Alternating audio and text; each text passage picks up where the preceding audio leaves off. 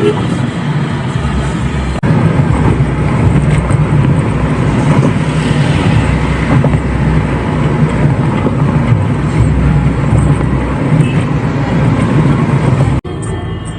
ಐತಲ್ಲ ಗಾಡಿ, ಈಗ ಮಸ್ತ್ ಐತಿ ಗಾಡಿ, ಸೌಂಡ್ ಬರಲ್ಲ ಗಾಡಿ ಸೌಂಡ್ ಬರುತ್ತೆ.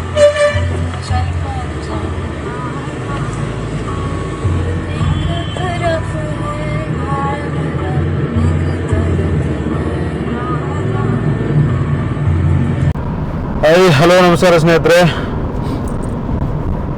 ಮತ್ತೊಂದು ವಿಡಿಯೋಗೆ ತಮಗೆಲ್ರಿಗೂ ಸ್ವಾಗತ. ಇವತ್ತು ವೀಕೆಂಡು, 2 ದಿನದ ಟ್ರಿಪ್ಪಿಗೆ ನಾವು ಫ್ಯಾಮಿಲಿ ಸಮೇತ ಹೋಗ್ತಾ ಇದ್ದೀವಿ. ನಂದು ಫ್ಯಾಮಿಲಿ ಮತ್ತು ನಮ್ಮ ಅಣ್ಣ ಅಂದರೆ ನಮ್ಮ ದೊಡ್ಡಮ್ಮನ ಮಗ ಅವ್ರದ್ದು ಫ್ಯಾಮಿಲಿ ಇಬ್ಬರು ಸೇರಿಕೊಂಡು ಒಂದು ರೌಂಡ್ ಟ್ರಿಪ್ ಹೋಗ್ತಾ ಇದ್ದೀವಿ. ಎಲ್ಲಿ ಅಂತಂದರೆ, ಫಸ್ಟು ನಾವು ಇವಾಗ ಹೋಗ್ತಾ ಇರೋ ರೂಟ್ ಏನು, ಶಿವನ ಸಮುದ್ರ ಕಡೆ ಹೋಗ್ತಾ ಇದ್ದೀವಿ. ಶಿವನ ಸಮುದ್ರದಲ್ಲಿ ಜಲಪಾತಗಳನ್ನು ನೋಡಿಕೊಂಡು ಮತ್ತೆ ಮುಂದೆ ಮಲೆ ಮಹದೇಶ್ವರ ಬೆಟ್ಟಕ್ಕೆ ಹೋಗ್ತಾ ಇದ್ದೀವಿ. ಸೊ ಶಿವನ ಸಮುದ್ರದಲ್ಲಿ ಗಗನಚುಕ್ಕಿ, ಭರಚುಕ್ಕಿ ಅವುಗಳ ಎಕ್ಸ್ಪ್ಲೋರೇಷನ್ ಪ್ಲ್ಯಾನ್ ಮಾಡಿದ್ದೀವಿ. ಸೊ ಅದೆಲ್ಲ ತೋರಿಸ್ತೀವಿ ನಿಮಗೆ. ಇದು 2 ದಿನದ ಟ್ರಿಪ್ಪು. ಬನ್ನಿ ನಮ್ಮ ಜರ್ನಿನ ಸ್ಟಾರ್ಟ್ ಮಾಡೋಣ.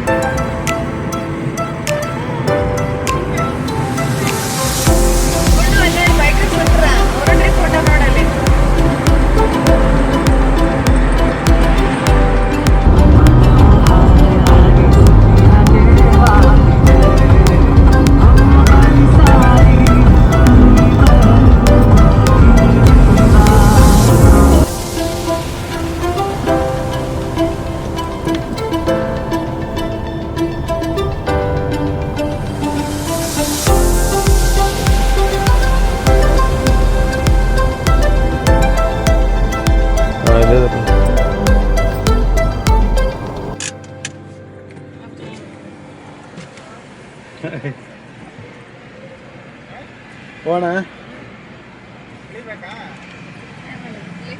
ಇಲ್ಲ ಮುಂದೆ ಹೋಗಿ ನೋಡೋಣ. ಹಾಂ,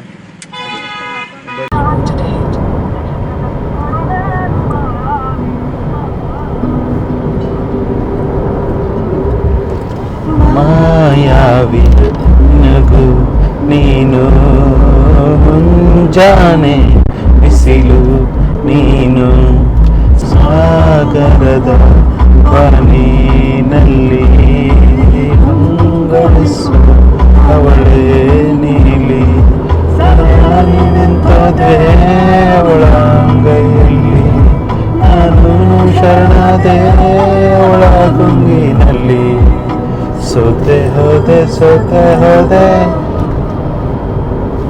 ಸೋತೆ ಹೋದೆ ಸೋತೆ ಹೋದೆ ಸೋತೆ ಹೋದೆ ನೀ ಮೊದಲ ಸುಧನ ಆಸೆ ನನ್ನ ಎದೆಗೆ ಹಿಡಿಸೋ ಭಾಷೆ. ಸದ್ಯಕ್ಕೆ ಕನಕಪುರ ರೋಡಿಂದ ಆನ್ ದ ವೇನಲ್ಲಿ ಬೆಳಗಿನ ತಿಂಡಿ ಮಾಡೋಕ್ಕೆ ನಿಲ್ಲಿಸಿದ್ದೀವಿ. ವಾತಾವರಣ ನೋಡಿ ಹೆಂಗಿದೆ.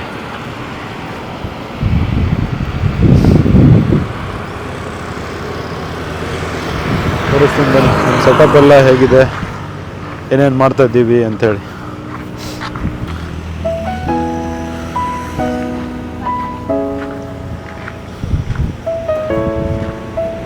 ಇಲ್ಲಿ ನೋಡಿ, ಒಂದು ದೊಡ್ಡ ಇದೇನು ಮೋಸ್ಟ್ಲಿ ಆಲದ ಮರ. ಆಲದ ಮರದ ಕೆಳಗೆ ನಮ್ಮ ಬೆಳಗಿನ ತಿಂಡಿ.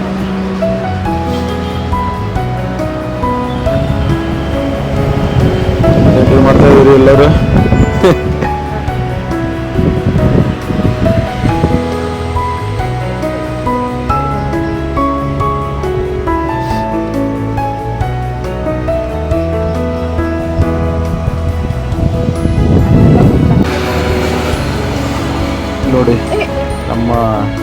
ವಾಟರ್ ಟ್ಯಾಂಕ್ ಇಲ್ಲಿದೆ.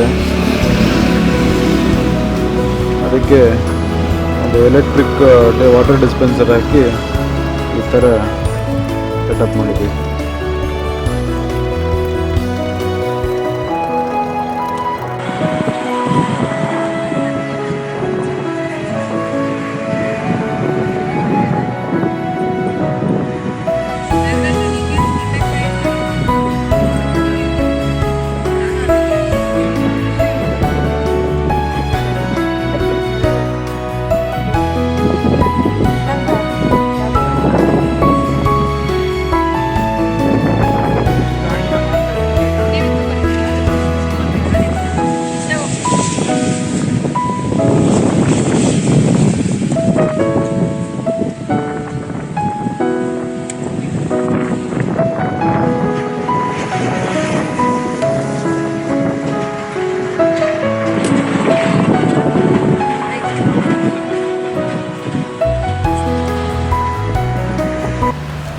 ಇವಾಗ ಟಿಫನ್ ಎಲ್ಲ ಮುಗಿಸ್ಕೊಂಡ್ವಿ. ಟಿಫನ್ ಮುಗಿಸ್ಕೊಂಡು ನಮ್ಮ ಬೆಳಗಿನ ಕಾಫಿಗೆ ರೆಡಿ ಮಾಡ್ತಾ ಇದ್ದಾರೆ ನೋಡಿ. ಕಾಫಿ ಆಗ್ತಾಯಿದೆ. ಕಾಫಿ ರೆಡಿ ಆದಮೇಲೆ ಕಾಫಿ ಕುಡ್ಕೊಂಡು ಮತ್ತೆ ನಮ್ಮ ಜರ್ನಿನ ಕಂಟಿನ್ಯೂ ಮಾಡೋಣ.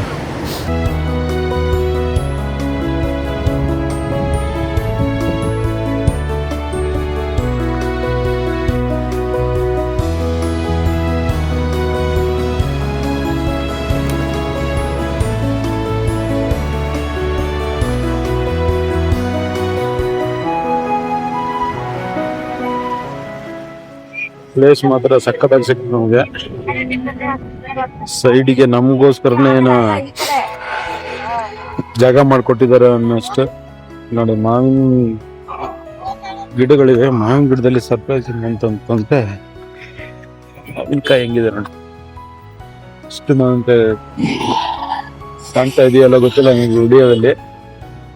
ಸಿಕ್ಕಾಪಟ್ಟೆ ಕಾಯಿಗಳು ಇದಾವೆ.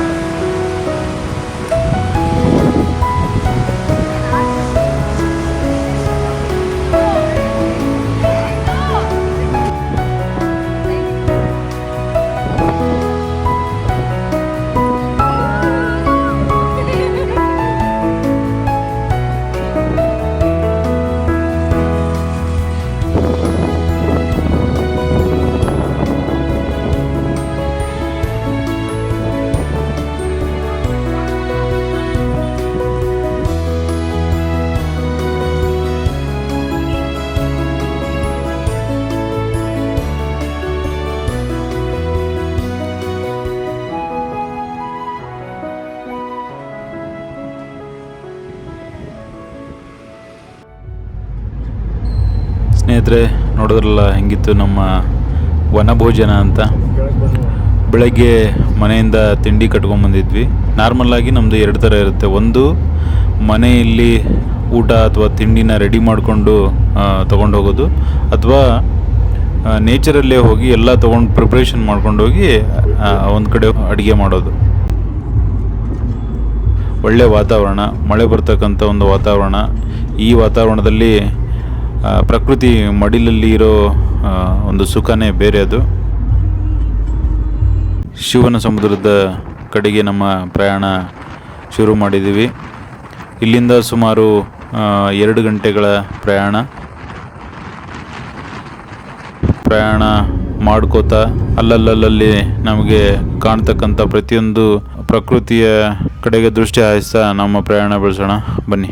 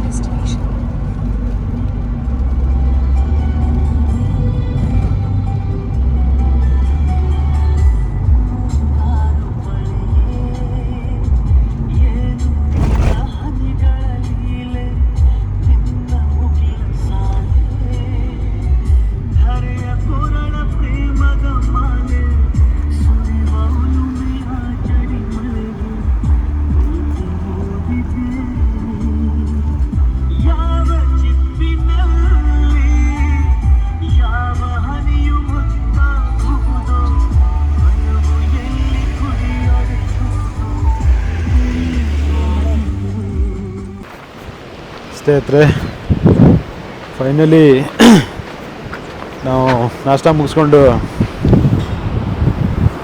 ಒಂದು 2 ಅವರ್ ಡ್ರೈವ್ ಅಲ್ಲಿಂದ ಕನಕಪುರ ರಸ್ತೆಯಿಂದ 2 ಅವರ್ ಡ್ರೈವ್ ಬಂದಮೇಲೆ ನಮ್ಮ ವ್ಯೂ ನೋಡಿ ಹೆಂಗಿದೆ. ಇವಾಗ ಗಗನಚುಕ್ಕಿ ಹತ್ರ ಇದ್ದೀವಿ ನಾವು. ಶಿವನ ಸಮುದ್ರದ ಗಗನಚುಕ್ಕಿ ಫಾಲ್ಸ್ ಇದು. ಬನ್ನಿ ಮುಂದೆ ಹೋಗಿ ತೋರಿಸ್ತೀನಿ ನಿಮಗೆ ಹೆಂಗಿರುತ್ತೆ ಫಾಲ್ಸ್ ಅಂತೇಳಿ. ಸ್ನೇಹಿತರೆ, ನಿಮಗೆ ಶಿವನ ಸಮುದ್ರದ ಬಗ್ಗೆ ಹೇಳಬೇಕು ಅಂತಂದರೆ, ಮೊದಲಾಗಿ ನಾವು ಶಿವನ ಸಮುದ್ರ ಅಂತ ಯಾಕೆ ಬಂತು ಇಲ್ಲಿಗೆ ಹೆಸರು ಅಂತ ತಿಳ್ಕೊಬೋದು. ಅದು ಯಾಕೆ ಅಂದರೆ, ಕೆಲವರು ಹೇಳೋ ಹಾಗೆ ಶಿವನ ಜಟಾಯ ಅಂತ ನಾವೇನು ಹೇಳ್ತೀವಿ, ಕೂದಲು ಹೇಗೆ ಹರಡ್ಕೊಂಡಿರುತ್ತೋ ಹಾಗೆ ಇಲ್ಲಿಯ ಜಲಪಾತಗಳು ವಿಶಾಲವಾಗಿ ಹಮ್ಮಿಕೊಂಡು ಹಾಗೆ ಕಾಣೋದರಿಂದ ಇದಕ್ಕೆ ಶಿವನ ಸಮುದ್ರ ಅಥವಾ ಶಿವನ ತಲೆಯಲ್ಲಿರೋ ಗಂಗಾ ಹರಿಯೋದರಿಂದ ಇದಕ್ಕೆ ಶಿವನ ಸಮುದ್ರ ಅಂತ ಹೆಸರು ಬರೋಕ್ಕೆ ಕಾರಣ ಅಂತ ಕೆಲವರು ಹೇಳ್ತಾರೆ.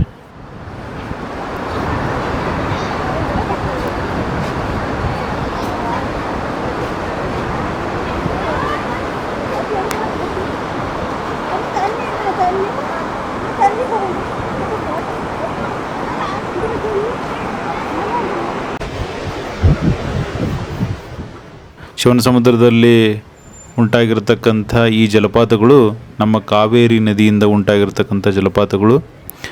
ಕಾವೇರಿ ನದಿ ಹರಿತಾ ಶಿವನ ಸಮುದ್ರಕ್ಕೆ ಬಂದು 2 ಹೋಳಾಗುತ್ತೆ, ಒಂದು ಬಲಕ್ಕೆ ಒಂದು ಎಡಕ್ಕೆ.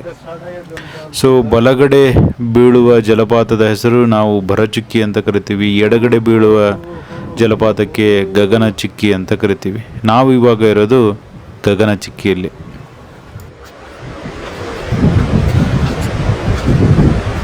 ಅಲ್ಲಿ ನೋಡಿ, ಅಲ್ಲಿ ಮೇಲ್ಗಡೆ ಇದೆಯಲ್ಲ, ಅಲ್ಲಿ ಕಾರ್ ಪಾರ್ಕಿಂಗು. ಮೇಲ್ಗಡೆಯಿಂದ ನೀವು ಈ ಥರ ಕೆಳಗಡೆ ಇಳ್ಕೊಂಡು ಬಂದರೆ ಈ ಥರ ನಿಲ್ಲಕ್ಕೆ ಸ್ಥಳ ಇರುತ್ತೆ. ಇಲ್ಲಿಂದ ನೋಡಿದ್ರೆ ವ್ಯೂ ಮಾತ್ರ ಫ್ಯಾಂಟಾಸ್ಟಿಕ್ ವ್ಯೂ.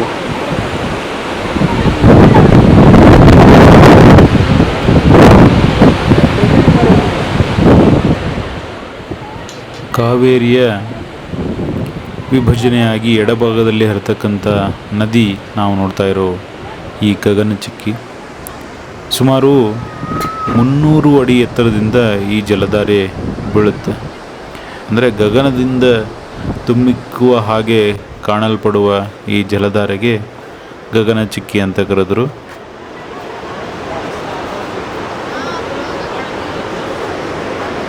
ಮತ್ತು ಇನ್ನೂ ಕೆಳಗಡೆನೂ ಹೋಗ್ಬೋದು ನೋಡಿ. ಅಲ್ಲಿಂದ ಕೆಳಗಡೆ ಹೋಗ್ತಾ ನಿಮಗೆ ಎಷ್ಟು ಚೆನ್ನಾಗಿರೋ ಸ್ಟೆಪ್ಸು ಮಾಡಿದ್ದಾರೆ ಇಲ್ಲಿ.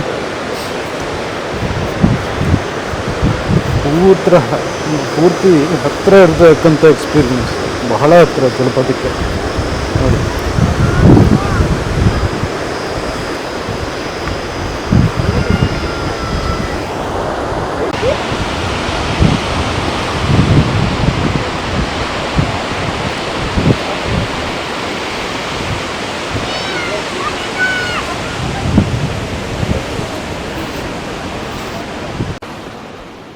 ಸ್ನೇಹಿತರೆ, ಬಹಳ ಎತ್ತರದಿಂದ ಈ ಜಲಪಾತ ಬೀಳುತ್ತಿರೋ ಕಾರಣಕ್ಕೆ ಇಲ್ಲಿ 1902ನೇ ಇಸ್ವಿಯಲ್ಲಿ ವಿದ್ಯುತ್ತನ್ನು ಉತ್ಪಾದನೆ ಮಾಡಲಾಗುತ್ತೆ. ನಿಮಗೆ ಇನ್ನೊಂದು ಸ್ವಾರಸ್ಯಕರವಾದ ವಿಷಯ ಏನು ಗೊತ್ತಾ ಇದರಲ್ಲಿ? ಇಲ್ಲಿಂದ ವಿದ್ಯುತ್ ಉತ್ಪಾದನೆ ಮಾಡಿದ್ದು ಏಕೆ ಗೊತ್ತಾ? ಇದು ಇಲ್ಲಿಂದ ಉತ್ಪಾದನೆಯಾದ ವಿದ್ಯುತ್ತನ್ನು ಆವಾಗಿನ ಕಾಲದಲ್ಲಿ ಗೋಲ್ಡ್ ಮೈನ್ ಅಂತ ನಾವು ಕರಿತೀವಿ, ಅಂದರೆ ಬಂಗಾರ ತೆಗಿಲಿಕ್ಕೆ ಉಪಯೋಗಿಸ್ತಿದ್ರು. ಎಲ್ಲಿ ಗೊತ್ತಾ? ಸುಮಾರು ಇಲ್ಲಿಂದ 144 ಕಿಲೋಮೀಟ್ರ್ ದೂರ ಇರತಕ್ಕಂಥ ಕೋಲಾರದ ಚಿನ್ನದ ಗಣಿಗೆ ಇಲ್ಲಿನ ವಿದ್ಯುತ್ ಹೋಗ್ತಾ ಇತ್ತು ಅಂತ.